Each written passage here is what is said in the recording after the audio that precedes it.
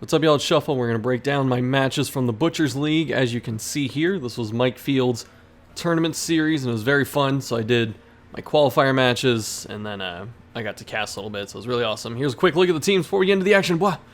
So the format was you make 4 teams. You have to win with a couple teams, or at least in the 2 out of 3. You can't win with the same team twice. That's the short end of it. And you get to ban one opponent's team. So if you're very familiar with Conquest format for like Hearthstone or something, it was in fact that.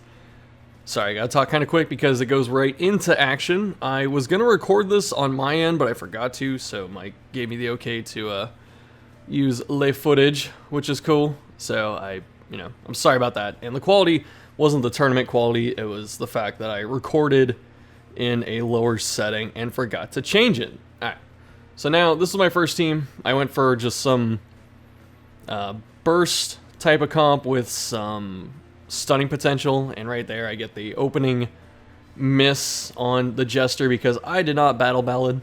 That was definitely jitters right there. I was like, oh man, I just want to get something on the board before I die here or whatever, so I went for a fat stun on the most evasive target, and it didn't work out. But this team was pretty scary. I have a very common habit of losing to Leper when I used to play ladder, so I banned one of the 2 Leper teams. This one was probably more threatening, so I should have banned this. And then this right here with, no, not yet, right? Okay.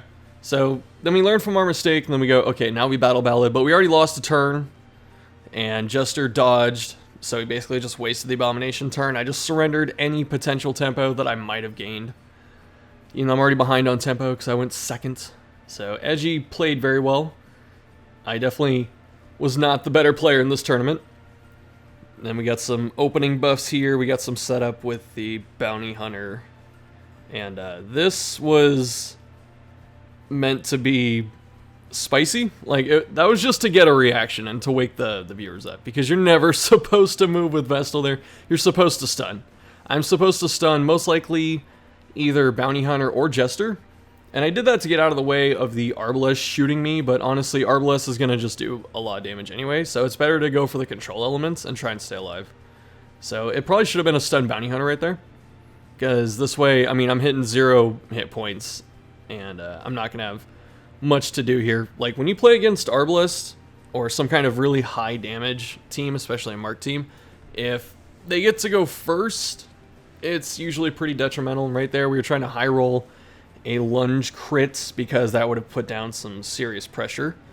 We didn't get it, and now we're already in trouble. So the spicy play, definitely not what I should have been doing, and now we're already screwed. So if you want to see how to throw a game in 2 turns, there you go. And like I said, the first Manacles was nerves, but after that the nerfs just went away. And these are all just really stupid choices that I make. And so we have the Jester. I probably shouldn't have even used Jester right there. I should have did something else to squeeze out some extra damage in order to set up Finale, because I could have got back in the game that way too if I really decided to, and I didn't. So I just went, okay, let me get this cleave damage. And I did get a lot of it, to be fair. I stacked both dots on. And this was either going to be a heal or a chop. And then the thing I was trying to avoid was eating a fatty crit from Arbalest by moving up, and then I just eat one from Lepers. So this is definitely my inexperience against this team. Because I've played like the Bounty Hunter Arbalest shell a lot before, but I'm used to a Crusader being up front. And so you get something like this where you have a Leper just putting down a ton of damage. Not good. I remember I wanted to use one of the other oh yeah, and then Vestal goes down. I wanted to use one of the other skills that wasn't Bonk on Vestal. Even though Bonk is kind of good, for as good as frontline Vestal can be. And I remember people used to, they would tell me, they go, you always use Mace Bash on Vestal. And now, whenever I watch Vestal in this tournament, none of them had Mace Bash. They all had, whatever the, Illumination or something? I can't remember what the name of the skill is. But they all had the not Bonk attack for frontline Vestal. I was like, yeah, see, I knew. I was ahead of my time, dog. So Grave Arbor putting in some solid damage. I was sitting here thinking, I'm not out of this, I have a good finale target, and I'm not going first next turn, which sucks. And then we eat this crit, and I'm not, I eat this crit and I'm not going first, and it's just, oh, I guess that's it. Oh, man. It sucks, because if that didn't crit, if I took like 20 damage, and the enemy Jester bled out down to 0, I can't remember if he does or not, then I would have actually had a decent chance to survive, because it's only like turn 3 finale. It's just a Dirk Stab and a Battle Ballad, I believe. So I would have had a chance to live. But when that crit came through, I had no chance to live. So between a couple of the bad choices I made, and then just those like back-to-back crits, it was already done. Yeah, so you do get the Death Door here. And Jester does get the significant damage penalty, but it doesn't matter, right? Because you're already at 0 because the biggie crits. And we have our backline Abomination here, so it's just not looking great. Also in the backline, I probably should have used Absolution. I should have 2 different things. I should have used Absolution with, that was good. But yeah, I should have used Absolution with the Abomination, or I should have did the meme, or like the channel meme, I guess, which is transform and then walk. But I did none of those, because if I did transform, at least I'd be advancing a stress strategy, so I did none of that.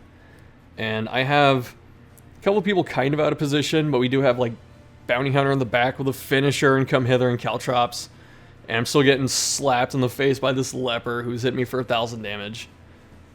And it doesn't matter that we got Arbalest in the wrong position, everyone else just gets to do what they want. And then right here, I'm kind of disincentivized from lunging, because if I lunge up, then I'm just getting chopped by Leper or hit by Bolas. There's just a lot of bad stuff there. And I was like, well, I guess I just go for a little bit of damage and shave some stuff off, get some blights. I don't know, they can't heal. So, yeah. And then Bounty Hunter's the biggest threat in terms of the low health targets, so we don't get the death blow there. I'm trying not to foreshadow, but I also forget what happens here. I think I remember. Yeah.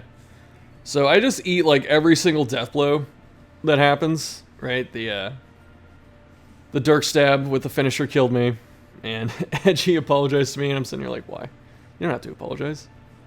I made bad choices, I got blown up for it. But then the 1 in 4 Bola, so everything was just not going our way. So when you have like a combination of bad choices and then a couple bad rolls, it looks like a complete stomp. I kind of wish that the qualifiers were 3 out of 5, but that means it would have took forever. So I think that would have been more fun. I would have liked to play all my teams. I brought 2 Grave Robber teams because, people know me for Grave Robber. I like Grave Robber. I had someone in the comments telling me I had to play Grave Robber or they were going to be disappointed. And so I'm sitting back here going, yeah, I'm just going to chill in this stealth. Just wait. Make you flare me and stuff. Otherwise, the tournament was really fun. So you saw, like, in the qualifier rounds and stuff, there were a lot of really cool setups and stuff in terms of teams. And then when you got to, I think, the group stage and definitely, like, the finals day, or finals days, the semifinals and stuff like that, you just saw the same few comps. And that's not a bad thing. It just shows what the meta was, and it shows that the people who picked the best teams, and they also played well. I'm not going to say they didn't, but the people that picked the best teams and played well did a lot better than people that may have picked bad teams but still played well. So you see some inherent strengths. That shell right there of Bounty Hunter, Jester, and Arbalest is very powerful. Like, a lot of people were running 2 variants of that. So it was either the Leper one that you see, or it was Crusader in front, or it was Flagellant. And they all played a little bit differently. So it was really cool, especially for me who's been out of the Circus meta. What do I do here? Because this fight's over, so I'm just, I didn't want to surrender because I didn't know if that would just look bad, and I didn't want my game to be over too quickly. I wanted people to get to at least enjoy seeing me play and stuff, and then seeing if I can, get like some kind of cool, crazy moment. Like, I probably should have lunged there, but I went for the stress out, the affliction. We're just waiting to die at this point. The corpses are dying. I'm bleeding. Once Grave Robber gets up there, and Arbalest shoots herself to the back, then I'm just dead to finish him for free. Getting these biggie crits. How do you get 9 stress off that?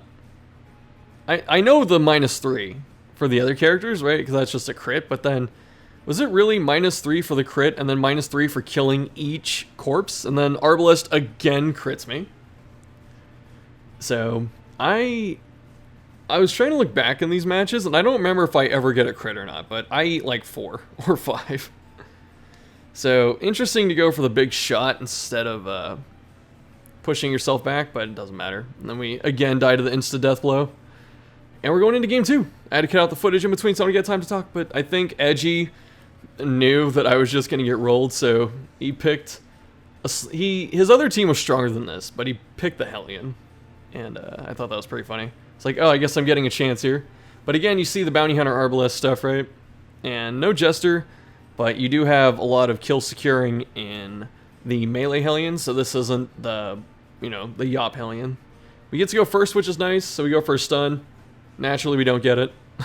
I think it was only like a 20 to 30% chance to resist. So, let's see. I can't remember offhand. But, yeah. And they come hither early.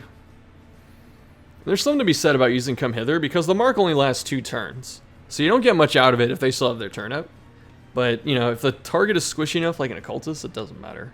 And, I remember at this point in the chat, someone's like, oh, he should have been setting up and guarding prematurely or something, and it was like, if I guard occultist, then freaking grave robber gets pulled, so I guess I could have, but also at the same time, he doesn't there's no bleed on him yet and stuff like that, so I think that I could save him.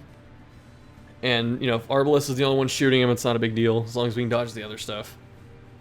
And so the same thing too, someone else, or it might have been the same person, I can't remember, was saying like, why mindlessly bellow? And I promised that I thought about every single bellow.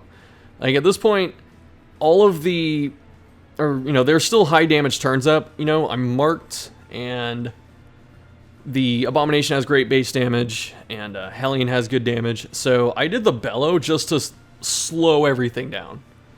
And again, right there, right? The weakening curse to slow down the damage, so... I get what it's like from being the spectator, and I still obviously make a lot of misplays, but it's not like I was just sitting there smashing buttons, I deliberately thought about everything as best as I could while I was playing. And this bleed out's interesting choice. I'm not a fan of bleed out on Hellion, and I'm not, I don't know why that didn't go into occultist, because I think bleed out hits rank 2 in Circus, because Crusader has massive bleed resist. And then you see here, even though I get crit, between the double damage drop and then I try mouse over at the Pit Fighter's Helm, my occultist is not at death's door. So everything I did actually made it so my occultist doesn't die to Bounty Hunter for free on like the next turn. So I actually have choices I can make instead of instead of having to play defense. So like right here I go, okay, I need to set up my strategy. So the whole reason I wanted to do this is because I wanted to hit 79 stress panic darts. I think that's what I got up to when I was testing it. And, I shouldn't have played that turn in that order. And now we have Arbalest who just flares me. And so all the debuffs are gone. And, my stealth's gone. And then we get a second resist, which is, again, showing you just how these games were going. It was a combination of really bad choices by me, really good choices by Edgy. And then where applicable, the dice rolls were, Like, they weren't all bad, but... I don't know. Like I said, I don't know if I can't remember if I got a crit. I really don't think I've gotten a crit yet. But I've eaten I think I've eaten 4 at this point. So we are just staring down death at this point, and the mark is gone. So right here, I really had to think. And I remember again, people were saying like, "Oh, this guard is too late" or something. And it was either let the Bounty Hunter get the sure kill with finish him, or force the 50-50 with Caltrops. And it's like, oh, well, he's still going to get the 50-50 with Caltrops, and it's still better than getting the sure kill, But also, Pit Fighter's Helm a second time. Sorry, I spoiled. But since I took 0, there's no deathblow check. If it did 1 damage, it would have been a death blow check. So I actually navigated that about as best I could. You know, I might have made a mistake or two on the way there, but from that point, I still think that was good. And so we don't have our massive panic dart stress, so we just have like 39, which is pretty weak.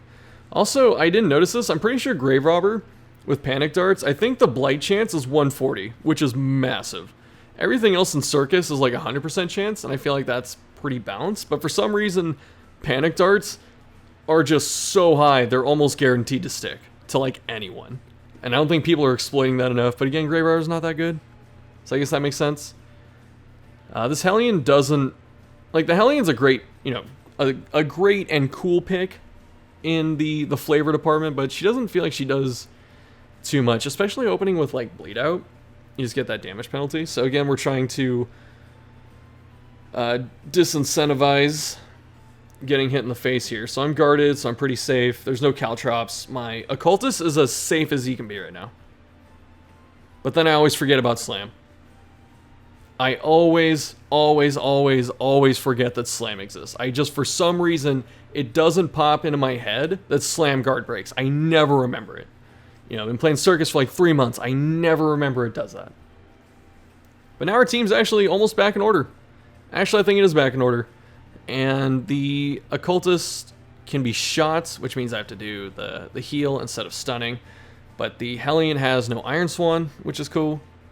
So we really just have to dodge the Arbalest and like a come hither snipe from a Bounty Hunter if he decides to go for that. This game always felt a bit out of reach. It did not feel nearly as out of reach as the first game. The first game I just got like steamrolled. This one I felt like I had a chance if I played better. And also I thought about switching my trinket choices or switching my skills because I really wanted to use the Abyssal Artillery on the Occultist, but I couldn't find where to put it. I probably could have put it over Daemon's Pull, and I get crit again. I just cannot escape these. I think if that hit for normal, it would have hit for like 7 damage, and I might have had a hit point left. So I go, okay, I need to stress out this Bounty Hunter and hope for an Affliction, right? So again, like, I may be in a bad situation that I put myself in, but I'm trying to make the right plays getting out. So Bounty Hunter hasn't gone, so he's going to take like the 4 damage from... Oh, 8, because he had double stack. And then the Affliction, but naturally no Affliction luck. Naturally a come hither snipe. It's just looking so bad. Otherwise, like I said, it was very fun to play in this.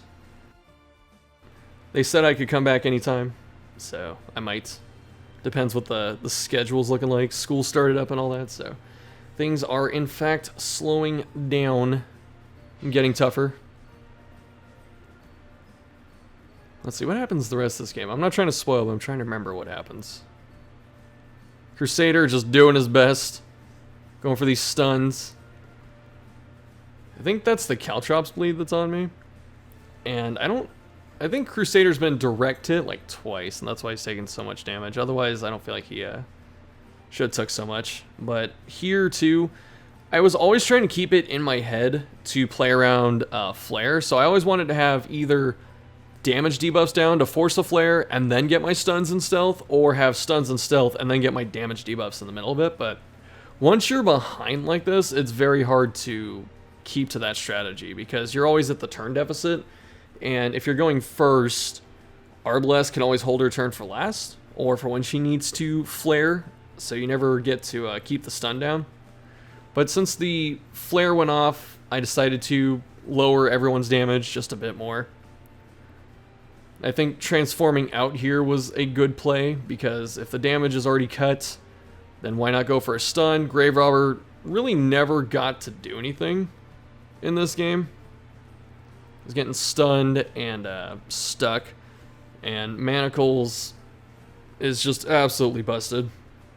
Like, I know people are kind of falling off the Abomination hype train because they realize that you can just focus him down in like 2 turns if you really wanted to. But he just does so much. He does so much so efficiently. Very clutch dodge from Grave Robber because I expected to die there. And that's another reason that you always use not Heartseeker. You always use the finisher over Heartseeker. I think Heartseeker's like super greedy unless you're trying to use Bounty Hunter's damage and not kill securing. But I think Bounty Hunter's place is offense facilitation and securing kills. You know, damage is secondary, and it's nice if he does it. But making sure that you always hit low health targets and always kill them is very powerful. So we're in this situation again where there's no mark, I think, which means we can guard safely. We don't have to worry about getting shot. And so Grave Robber is perfectly safe again. Man-at-Arms doing okay back there. Crusader just dying to these Hellion hits.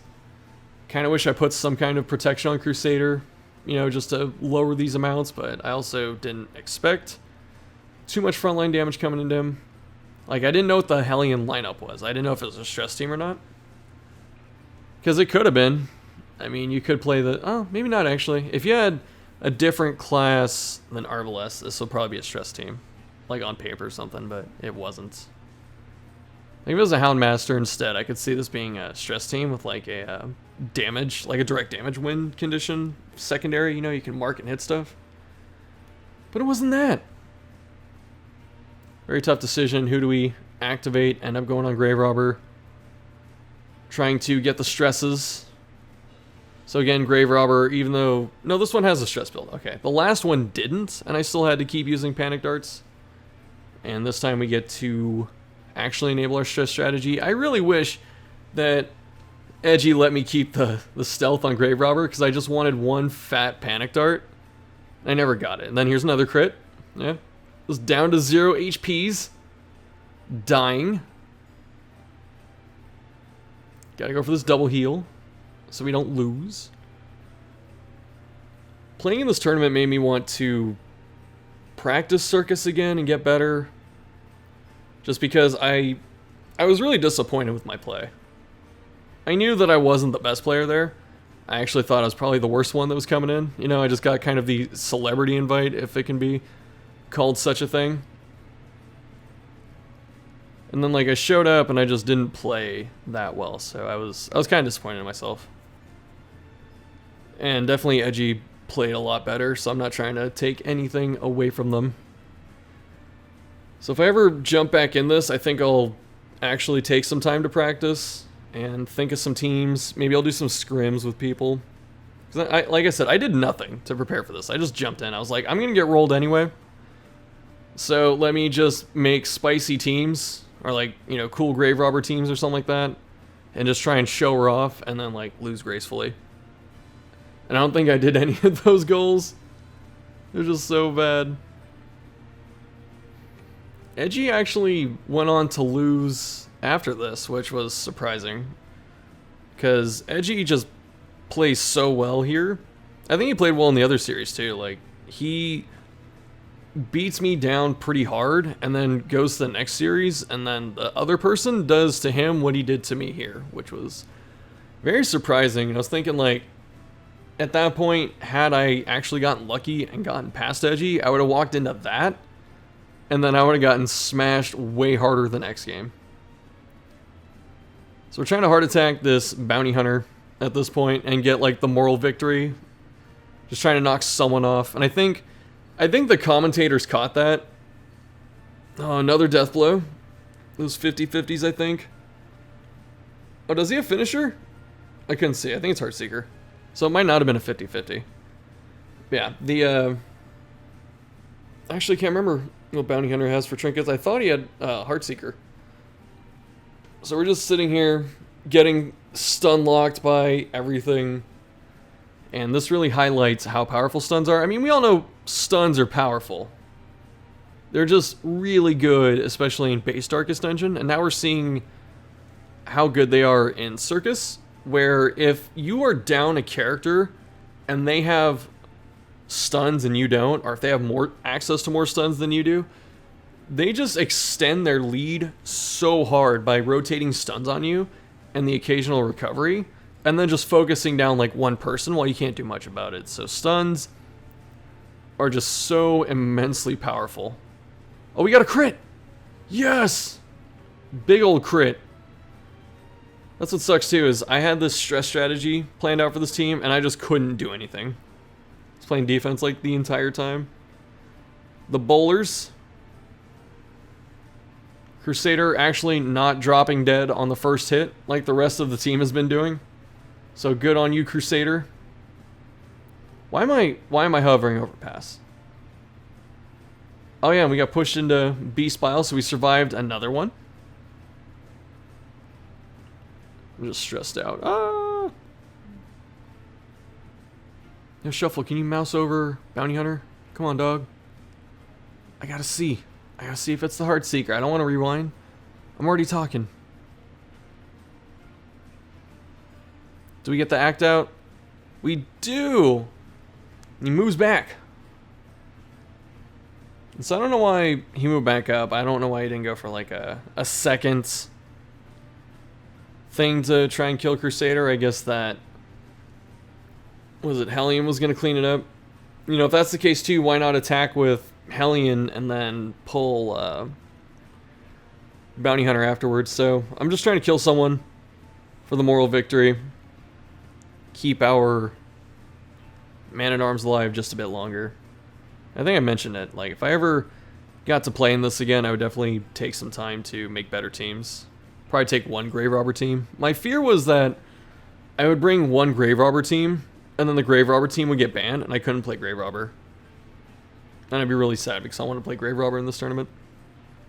We're seeing one of my personal hatreds of Circus, where if you crit a corpse, it stresses everyone, like you just hit a character normally. I don't know why that's a thing. I think it's a thing in the base game too, where if you crit a corpse and a cleave, then you get stress removal from your team, which, you know, it helps the player in that instance, but it is so just awful here. It's like, instead of taking 10 or 12 stress or whatever, I'm just taking extra stress. It could have been more than 15 because I got, what is it? I got afflicted, so it just capped it at 15. And thankfully the Bounty Hunter did not want to be healed, which means I get a chance to kill him here. And actually, I remember on this turn specifically, I was going, wait a minute, do I ever post? I do. Wait, do I have shield spike or spike shield or whatever? I don't, because I was like, if I had the shield spike and I was sitting here just not using it, I would have been mad at myself.